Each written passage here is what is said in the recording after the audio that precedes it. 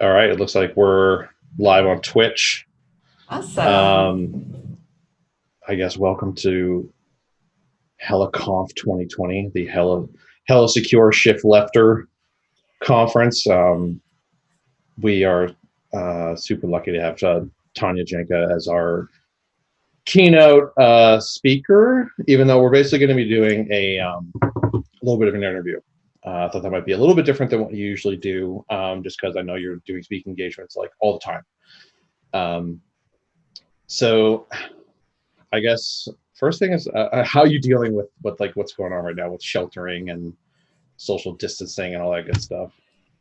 Uh, so I just started my own company, and I don't know if you've ever started your own company, but what you end No, up doing is just working like a dog from when you wake up until you go to bed. So I inadvertently was already planning to social distance. um, perfect. yeah, so I've mostly just been working from when I wake up until I go to bed, and then planting giant gardens, which is a thing that Yes, I'm saw that normally on your Twitter, into. Yeah, and but I've I'm just been sad being too. excessive. I have plenty of backyard space to do it, but I don't own the house I'm currently in, so it doesn't seem really worth doing a lot of landscaping in my backyard. But we'll definitely do that in my next house. But yeah, so I originally saw you last year at DEF CON's inaugural AppSec Village, which I am repping the shirt for today. Joe, if you're in the audience, good friend of mine who helped start it. I look forward to it next time. So I guess my first question is, what originally kind of sparked your interest in AppSec or application security? So my first experience with security was actually really awful. In Like a 2007, lot of us. 2008, I did some counterterrorism activities, and I can't really talk about what happened. However, it resulted in a lot of nightmares and me taking several weeks off work with burnout and just being totally miserable. And so I was like, I'm never doing security again. That sucked.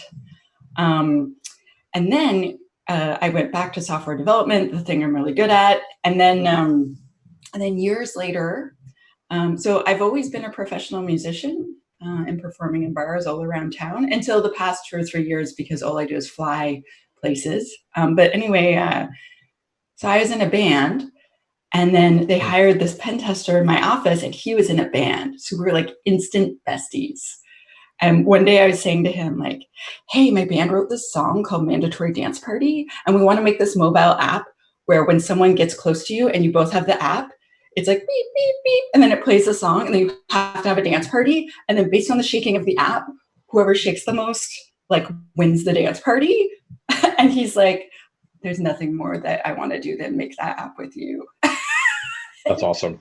Yeah, and then he convinced me for the next year and a half to join security and that it would be so much better than my previous experience. And he was right. That's a great story. So I did not know that about you, that you're a musician. What do you play?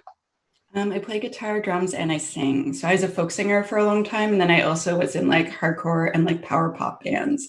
Uh, And I briefly did comedy as well. Yeah. So I'm a jackass, essentially. Very cool. Well, then you could start your own like one man or like one woman band on like YouTube or something like that. A lot of Oh, people do yeah. that too. Oh, you look up my name in Spotify. I Oh, there we actually go. have spent serious effort suppressing all my musician results. So only like around a year ago, finally, like my InfoSec Google results overtook my music results. And that's like me like going and like trying so hard to delete all the pages. I'm like, no, stop telling them about my albums they should buy from 2005. Yeah, very cool. I mean, people Um, should still buy them, to be clear. totally.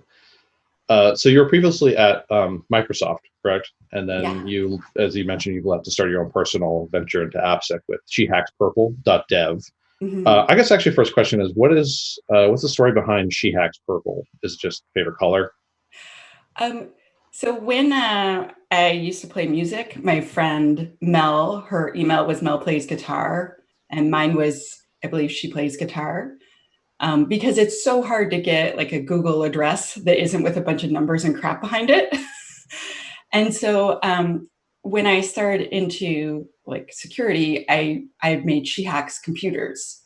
because it followed that same format. But then when I went to, so I spoke at my first international conference, and at the conference, WannaCry broke out while someone was on stage. And they were explaining to us like the exact minute that they realized it was being exploited in the wild. And she was like, so she like ran off the stage, and we all ran off the stage. And I kept asking everyone for like Twitter updates, because I didn't use Twitter or any sort of social media anymore, because I wasn't really doing music that much. And someone said to me, I want you to grow up and be a real InfoSec professional, get your own damn Twitter. And so I went to make my name She Hacks Computers, and it was just one character too long. And so I had to think of something else. And I'm like, I really need a Twitter account like right now. And my friend had kept calling me like a purple teaming unicorn all the time. And so I was like, oh, wait, purple fits. Okay, good. And then it just like blew up from there. And then people were teasing me, oh, like your hair is not even purple. So I like dyed my hair purple to tease like the local community. And then I was like, I really like it. Awesome. Yeah. And then, so how's that been going? So what's your objectives and goals that you have for She Hacks Purple, and how's it been going so far? So we are, I guess, just over 2 months old now. We launched officially at RSA, which was pretty exciting, except for all the Corona stuff. And so my original goal was to fly around the world and teach people InfoSec, but clearly that is not happening. So we did a quick pivot and changed it to training companies, training humans, I guess, and teaching application security. So we have a regular content stream where it's just like tips and tricks and quick information. And I'm hoping to build this giant knowledge base where you can query a question, and then there'll be like a video and a blog post and other articles about that. And then there's also online courses that people can take that are quite affordable. And then I give training and or coaching like as consulting, which is enterprise priced, right? So that I can afford to offer a full length, in-depth application security training for $99. And my goal is to make more AppSec engineers and to make more software developers that become security champions and know what to do. Like what I really want is to help, first of all, make security knowledge accessible and just help fill out some of that hole in our industry and maybe even standardize some things, but like, let's not go too far. But so far it's going great. I'm so excited. My first course is next week. Yes. Oh, very cool. Yeah, I would say that's super brave of you to do that right now. And I guess the timing is, okay, I guess. Because I was mentioning actually yesterday because of there's such high unemployment, there's probably a lot of people looking for career change. So that's also kind of like a good time to do something like this as well. And it's inspiring for me because I actually had some experience training for AppSec as well. I did training when I was at White Hat Security for new hires. So I trained people to hack websites that were originally like chefs and sound engineers and worked retail. So it's really cool because this industry has a low barrier to entry, but a lot to master, which is very cool. Yeah.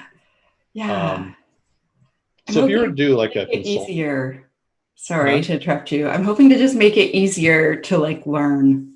Yes. Anyway, please continue your question.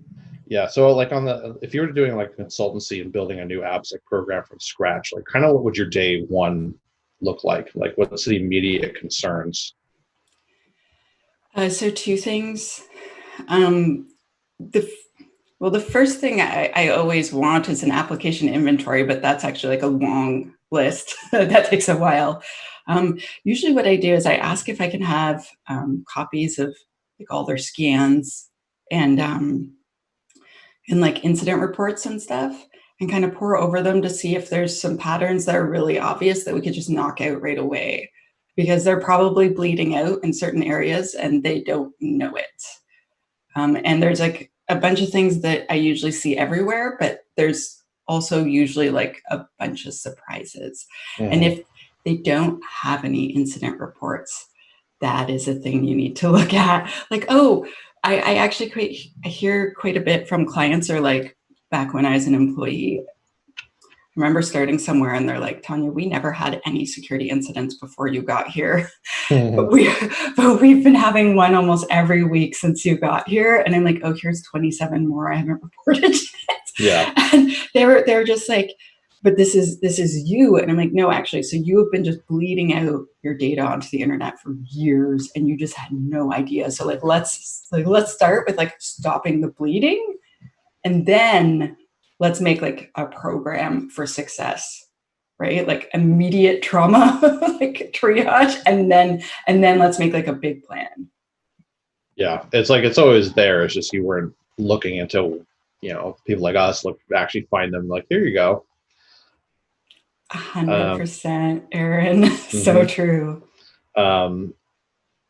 So how would you suggest if to create a security culture amongst developers? Because that's usually I've known that security has an issue sometimes when we create bottlenecks, trying to push code to production and that kind of stuff, and that can cause a reverse effect of just having developers ignore us instead of embracing us. Like, what is your suggestion if you had to like speak to development staff or senior leadership and say, like, we want to build a better security culture here? I would start with asking them about where they see problems so that I could fix them. I would also start with, so I'm a big fan of metrics. I talk about metrics and measuring things a lot because I always want to be the absolute best. I'm pretty competitive, like with myself. So I would probably start with, like, once I have these stats on, like, like the top 3 things we're finding in scans or like big incidents that we've had, I'd probably create a lunch and learn and invite everyone and then bribe them with food. Food works really well. I love food. When I was a developer, I'm like, oh my God, there's free food. I'll be there. And so treats, pizza, food, whatever you can get. And then try to make a training for them that's fun, that would be about something that actually matters to them. So the first lunch and learn I ever did, we had some SQL injection. Like, we'd had a bunch of incidents with the same problem. And so I had found this intentionally vulnerable website that had that. And this was long before I'd ever given a presentation. So I was so nervous. I remember thinking, can everyone hear my heartbeat? Because I was sure it was just gonna, like, in my chest, like popping out like this. I was so nervous. And I remember sending an email, I'm going to break into a bank at lunch. Does anyone want to watch? Who wants to learn some hacking? And I was like so nervous. And like I practiced it like 16 times. And then when I showed them, they were like, well, that's cool, but like that would never happen to us. I'm like, it did. Yeah. And it just went, and then we ended up, my manager was like, we should share the details of the incident. And I was like, no, it's too embarrassing. But we did, even though I really didn't want to. He was so right. And that just got all the developers like, oh, that's never happening again. We got this. What do we do? Let's go. And I was so impressed that us being vulnerable and showing them kind of like our dirty laundry, like, just got so much buy-in. And I was like, no. And my manager's like, Tanya, this is the right thing. I'm like, he was super right. That's great. Yeah. So, I mean, I had those moments too, where it's like when I start doing, again, like training or speaking, the getting over that initial hurdle, and it just gets easier and easier and easier as you do it. But there's also that feeling, and I love that feeling too, like when you finally reveal to people that work in the development that it's like, this can't happen to us. And it's like, well, it did. And here's the proof. And then you see the look on their face, so, and then that's when it clicks. Oh, yeah. And, Yeah. and you mentioned like when it came to metrics, and I personally always found metrics in AppSec to be kind of difficult to really collect. It's a little nebulous because it's not as clean as just normal network metrics, or whether you could just see through Splunk or something like that. Like, what and how do you measure AppSec metrics in your opinion? So there's a whole bunch of things. So I measure incidents separate than like scan and test results. So for incidents, the really obvious things like, how long did it take us to detect? how long did it take us to diagnose if it was just an event or if it was an actual incident? Was data leaked? What was the classification of the data? Or even if data wasn't leaked, if the system has sensitive data in it or not, right? But there's other things that might be less obvious, like how long did it take to completely close out? Did all the different teams follow the process? Did your team follow the process? Did you hold a postmortem, and did you write a report for every single incident? And also, like, something that might seem really weird is like, was there space between this incident and the next incident? So is your team resting and recovering? Because I've worked at places where we just couldn't ever catch our breath. So we were never finishing incidents properly because, like, literally, like, I was like, I haven't done my job you hired me for in months because I am constantly having an incident and I can't work late every night. Like, I'm dying here. Like, and so, like, for incidents, I would definitely want to measure like those outside things. Like, does your team have a chance to recover? And especially things like, did you have access to all the tools that you needed? Did you have all the counts you needed? Were you able to find the information in a timely manner? And if not, why not? Right? And wild things like, did you have an incident for an app you did not even know we owned? Because I've had that come up a bunch of times. And to me, that's like the end of the world as an incident responder. Like, it's 7 p.m., everyone's gone home, you know, some big magazine is asking me for comment on a data breach, and that is our data.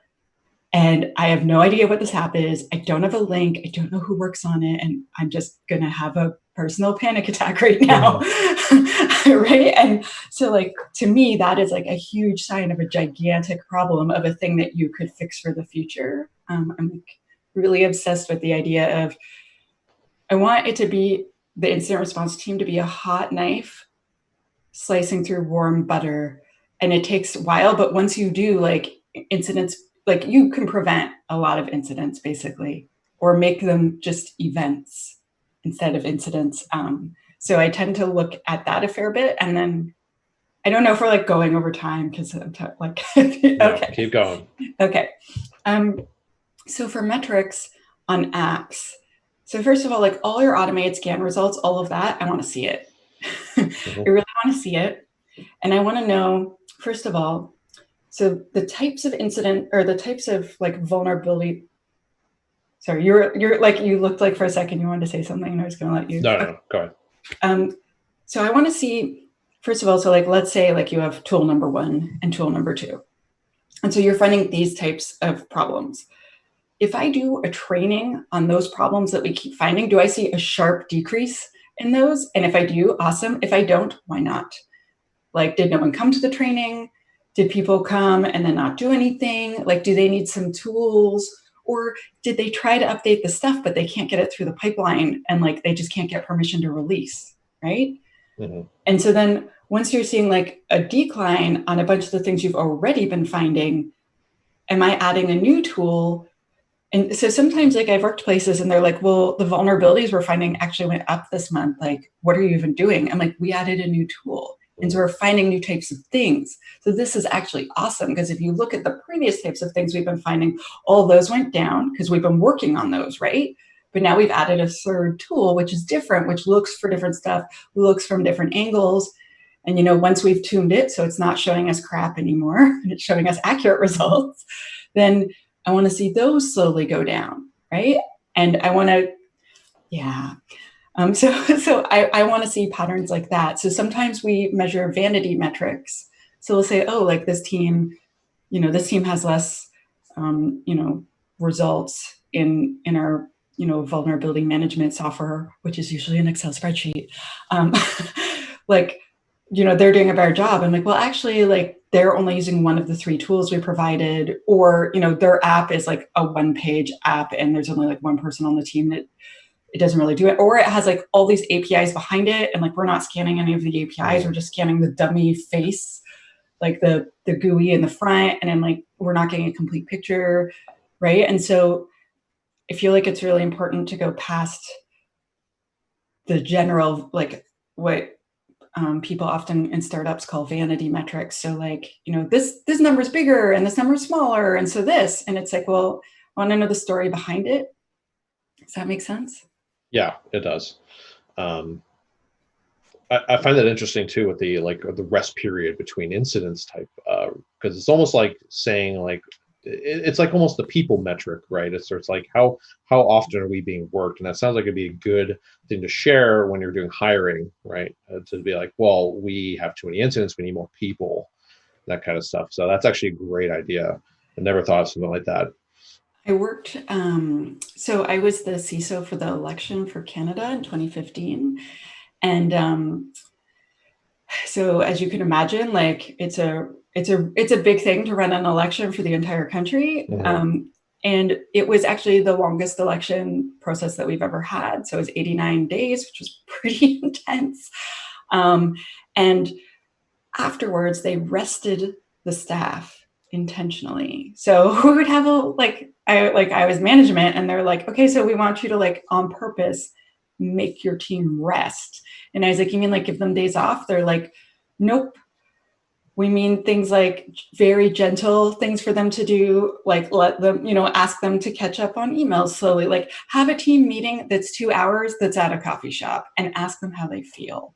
Like really like give them very slow deadlines on things, like slow them down, because we don't want our resources, our people are the most important thing. So like make sure your team can recover. And I was like, wow, I've never got instructions like that from management before. And it was for everyone across the entire department, like rest everyone. And that was good because as you can imagine, there's some burnout after working 89 straight days. Yeah, 89 straight days. Like, whether was there still any like weekends or something, or was it just like pretty much every day? I had 3 days off near the beginning, and then I worked 55 straight days, minimum 12 hours per day. Wow, that's insane. That's crazy. It was intense. However, but then like things are so chill after. And also, I don't know how to explain, but the feeling of making democracy happen, I don't know how to explain to you, like when you serve your country and you serve like the other citizens, like the place where you live, like your neighbors and everyone else, like the amount of like pride you can feel that that you are performing good, it's amazing. It's so amazing. Yeah. That's Sorry. fantastic. I get like Yeah, all like, I agree. And it almost makes me wonder what it's like for a U.S. election, because it seems that they seem to last way more than 90 days. Yes, they do. They do. Our countries are very different in the way we manage different things. Hmm. Yeah. Yeah, definitely. So another question is, when you work with businesses, like how do you work with them if they don't kind of understand the value of application security? Like they don't understand about like putting the money or the budget towards it. I've had issues with budgets in the past, because it looks like a loss without any gains initially, right? Because it's almost like loss prevention. Yes. Yes. So I have tried this problem in many different ways. So you know that saying, like try sugar and then vinegar, or honey and then vinegar. Yeah. So usually I try to start with like, here's these cool things that we could do, just like with software developers. Like, I'm going to have a fun lunch and learn and bribe you with food. So like for management, it's like, I can see these huge improvements that we could make. And I also often use the math on pushing left.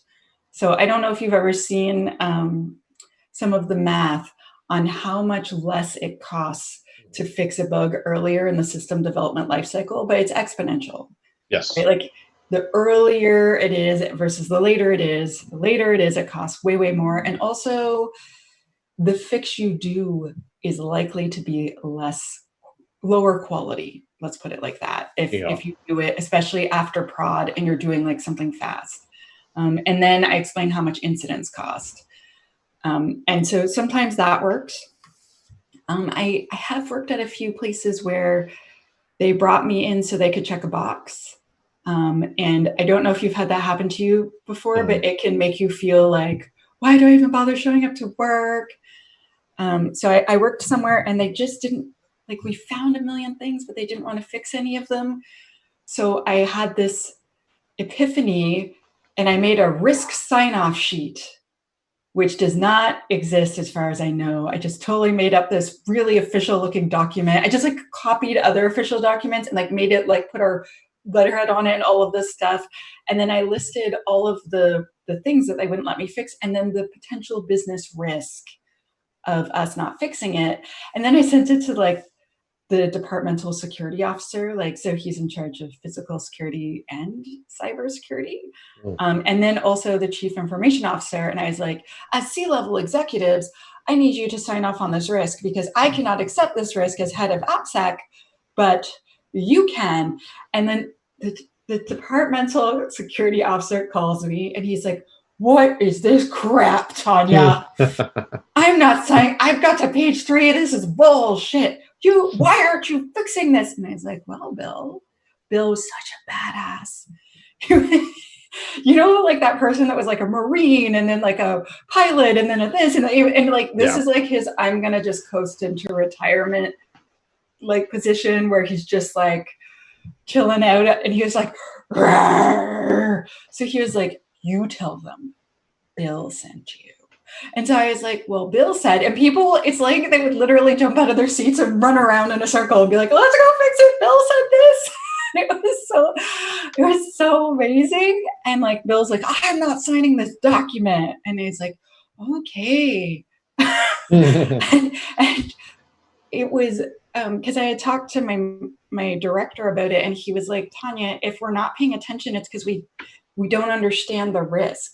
You can't just say the sky is falling.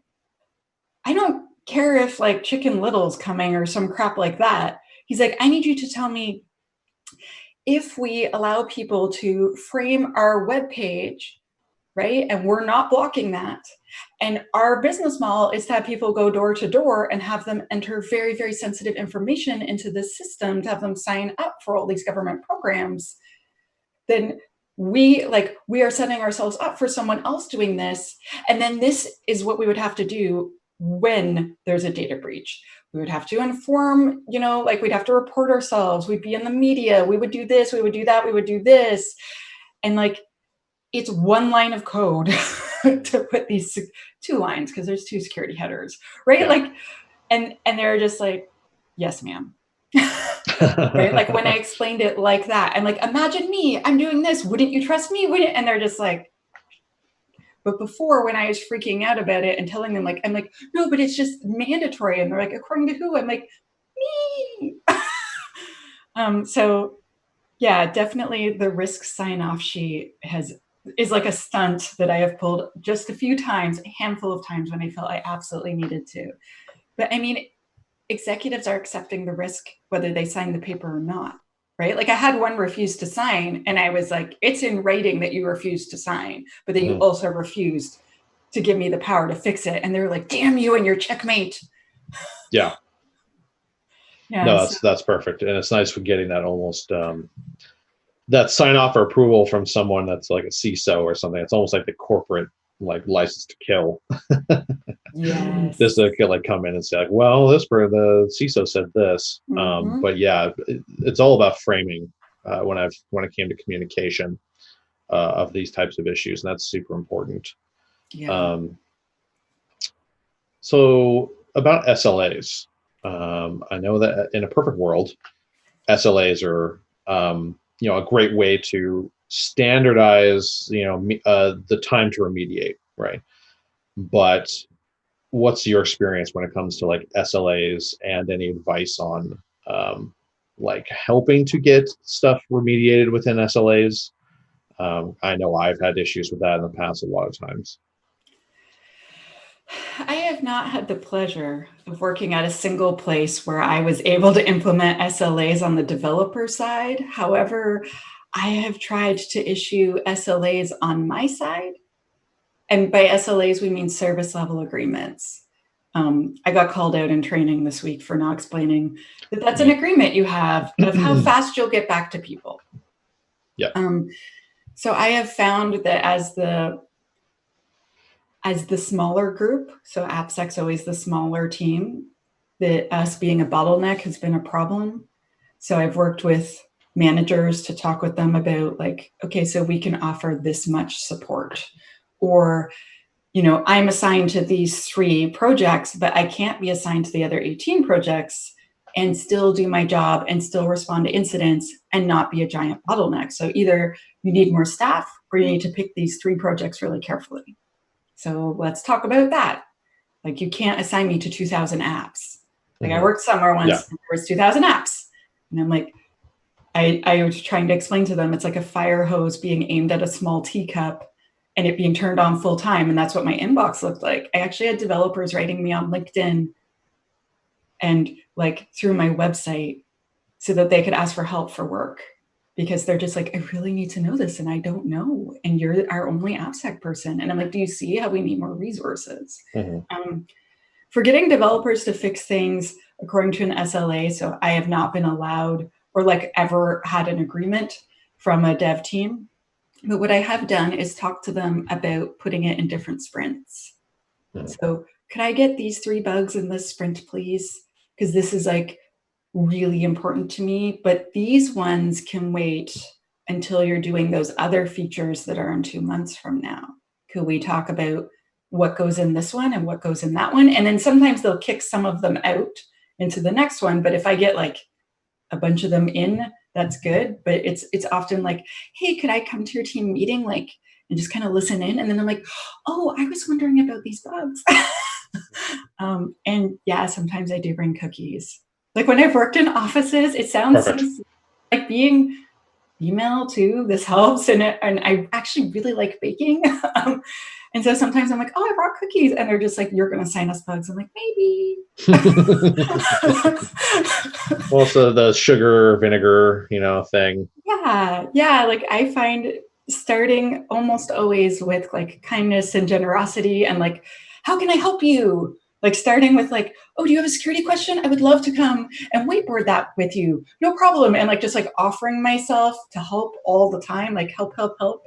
Then when it's like, listen, I need this from you, it's a lot more likely they're like, fine, right? As opposed to like, no, security person, go away. It's like, but remember that 5 times that I put down my other work and came and helped you? And they're like, I do remember, damn it.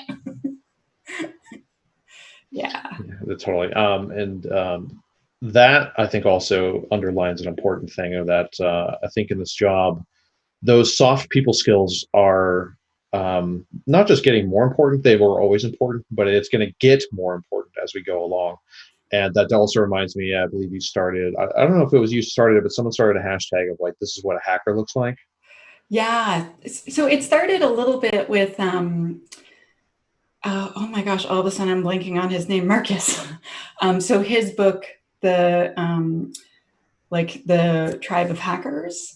So he made these t-shirts that said, this is what a hacker looks like. And then I have a talk called Purple is the New Black. And I talk about purple teaming and the idea of being like the bridge between developers and security, and how you can advocate for both sides, right? And in it, I talk about, you know, these stereotypes we have of the, you know, everyone in our industry wears like a black hoodie and stuff. And so this very nice young lady from India wrote me after, and she's like, oh my gosh, this has affected me so much. Like, because I feel we're scaring away people from our industry by how, like, do I look like a person in a hoodie? Like, no, like I'm like wearing a fancy dress and like, but I still belong in InfoSec. And I believe that we're missing out on a huge potential part of our workforce by having like this, I'm a badass and a criminal, blah, blah. It's like, I'm a squeaky Care Bear. Like, come on. Like I had an artist make like a Care Bear with the OWASP symbol on the belly for me because he's like, this is you, right? But I still have a place in InfoSec. And so she tweeted like about my talk, and she was like, you know, this is what hacker looks like. She forgot the word is, which is still adorable. But then people have been retweeting it. And it's kind of funny to see the hashtag change. So first of all, people removed her tag of me in it, which is fine. And then people were like, I don't know why they hate people with hoodies. And it's like, no, it's that you don't need to wear a hoodie. You don't need to be in a basement or like love hacking all the things. There's so many jobs in InfoSec, and we need everyone. like especially for like people that do threat modeling. Oh my gosh, we need every type of opinion coming at us.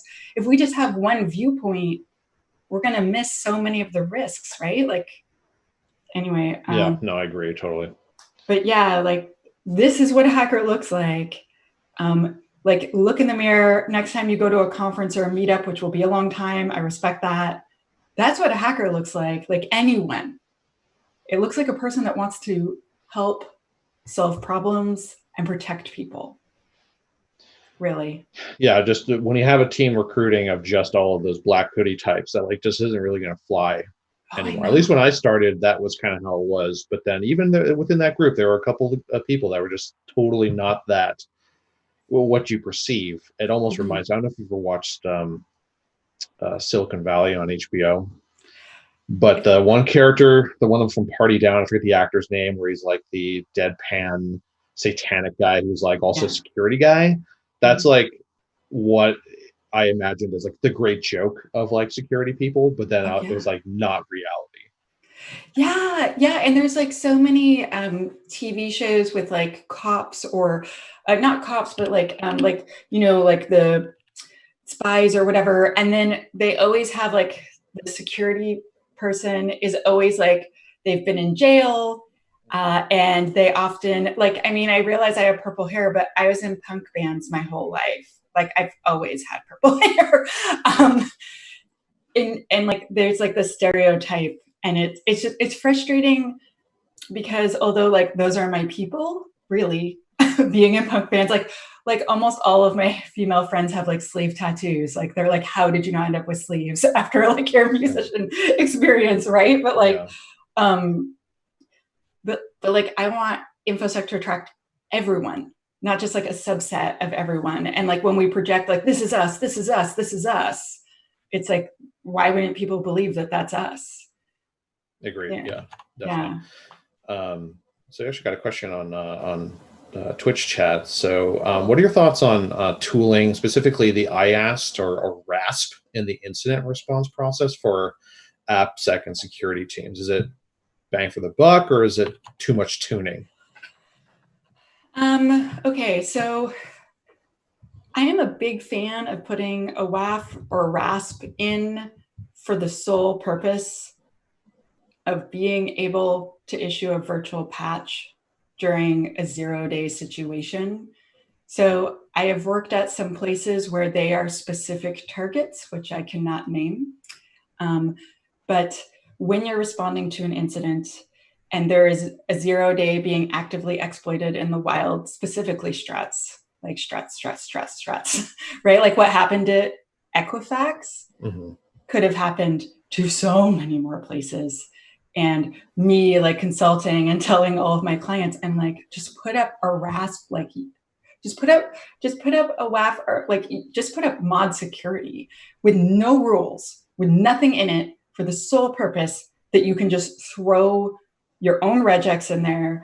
Like I've made my own Metasploit module in the middle of like an incident, like gotten a copy of the proof of concept, made my own Metasploit module, made my own regex, and then just be like, it's not getting in anymore. Great. Just effing deploy it right now. And then we'll figure everything. Now we can breathe a little bit. Now we can think. We think that we are probably stopping any potential attacks. Okay, now let's breathe. Now let's do more stuff. I have had many people respond that RASPs are better than WAFs in regards to latency, tuning, time. They cost a lot of money. But if you buy a WAF instead of just getting mod security, which is free, with the core rule set, which is free from OWASP,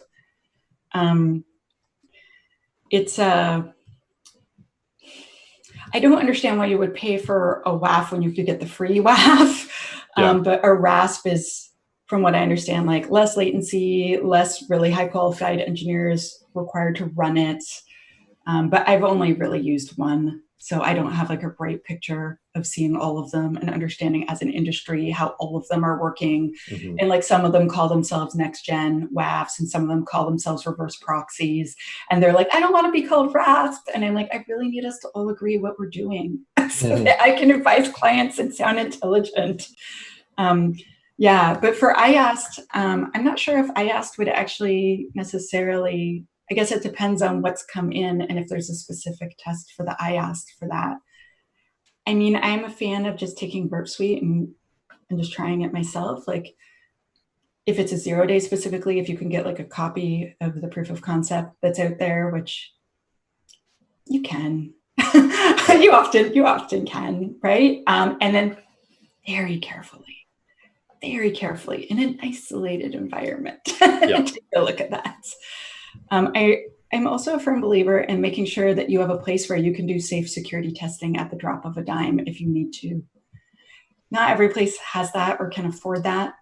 I worked at a place once and we had 18 different environments and they told me I couldn't have a place for security testing. And I was just like, what do you want from me? If there's no, what do you want from me? How can I remember like it being the middle of the night and them just telling me at one place, like they've called me in, they're paying through the nose and it's midnight now. And like Nessus had just released like a module specifically just to scan for this one thing that had come out that they're really worried about. And they wouldn't let me run it because they just didn't have a place that they felt was safe. I'm like, so you think that Nessus is like so safe? I have never crashed anything with Nessus and I'm awesome at crashing shit. It's like the only tool I've never broken something with. And they're just like, I'm like, so you'd rather the risk of this 0 day that like our tech stack is all over, right? Like you'd rather us just like hope nothing happens than me run a Nessus scan with one single module on a test plate. And they're like, yeah, I'm like, well, fuck you, I'm leaving. And they're like, when? And I was like, I put on my coat, like, where are you going? I'm like, home. I don't have time for this crap. Like, I was just so pissed. Like, what are you going to do? Fire me? There's no one else that's coming. Like, I'd like to know them right on to work with. I'm usually really nice, I swear. I was just like so pissed by this point. I know. Well, it's like you reach a wit's end at some point. So yeah. We got another question on Twitch, but I still really wanted to ask you the question of like, what are some of the biggest challenges you face even in InfoSec in general, both personal and professionally? So in InfoSec, I have had, so I was a software developer for like 16 or 17 years. Like, I mean, if we take out the year that I did counterterrorism activities, so around 16 years. And I was coding for a few years before that in high school. Except for one instance with a person who had mental illness, who had a break with reality, I never had a big, huge drama thing happen. But since I have joined InfoSec, I've had so many big, weird drama things happen. As an example, my first professional mentor had offered me a job, and I'd said yes. But then I got offered a very prestigious, amazing, totally awesome job for the Canadian government, leading the red team for the Department of Defense. And I accepted that job instead because, come on, that's so cool. And he got really angry and spread rumors about me, told everyone I'm not qualified, that I'm a liar, that I fake all of my reports, which makes no sense because he had been my boss and signed off on them. And if he knew that they were lies, why would he have done that? But anyway, it doesn't matter if the lie doesn't make sense. It matters that I was brand new to InfoSec. I had no reputation, and he had 20 plus years reputation. And then like people were whispering about me and all of this stuff. And so there's the people that know me and the people that don't know me, and like me not getting contracts because of this person trash talking me because he's upset because I didn't come work for him. And to me, that's completely obscene. He also like unceremoniously rejected me from the local conference because he runs it, and just like blocked me, like basically banned me from the conference for like 2 years until I was too famous not to have. And which felt very good, by the way. But like, that's so insane. I can't imagine a person working, and I have had thing after thing after thing happen in InfoSec that's like, whoa. Like I had a community leader call me, and the person recorded the phone call without telling me, and then apparently edited it and then played it for other people trying to make me look bad, but apparently it made them look bad. I don't know. I don't even remember what I said. The person just called me. We were having a conversation and they were upset. And I guess I was apologizing, but it was just like, and like a few months later, people are like, so I heard that call. I'm like, what are you talking about? I just, in no part of my mind is that like a thing a human and an adult professional does. And I have just had so many weird things happen in InfoSec, but I've also had way more of the exact opposite happen in InfoSec. So, oh my gosh, people being wonderful, people like reaching out, like especially the OWASP community specifically, just like, I need help with this. And then just so many people asking how they can help and offering their assistance and offering answers, solutions. People go way out of their way to help each other. And it's like, not just helping me, but helping everyone. And it's really quite beautiful.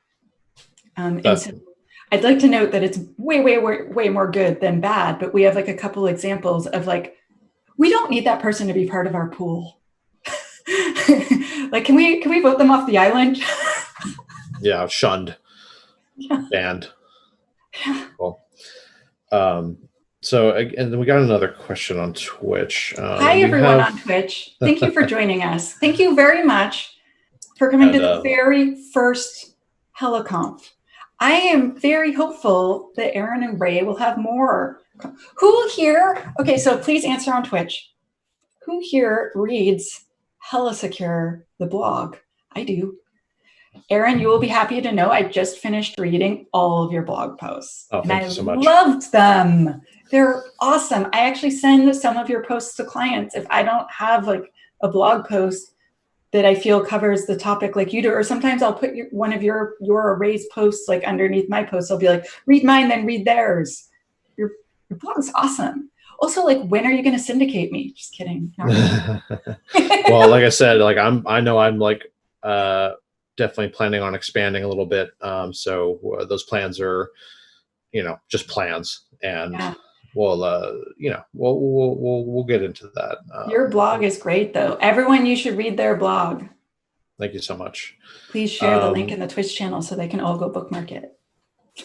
So we only have a few minutes left, okay. I guess, and I sorry for the I won't be able to get to the question on the Twitch chat, but one quick thing I want to ask is, what is one tip for people getting into AppSec? Like, what would it be like if someone's like saying, I really want to get into this type of work? The thing that worked for me was getting professional mentors and joining the community that was specific to the thing I wanted to learn. So I realized, like, the story about the first professional mentor didn't end well. However, I didn't cover all the amazing things that this person did for me, which is why it hurt way more in the end. But anyway, he hired me for my very first pen test and paid me and told me, your work is worth money. Never work for free. You have value. He advocated for me and got me my first full-time pen testing role. He told them he wouldn't come unless I could come too. It's amazing.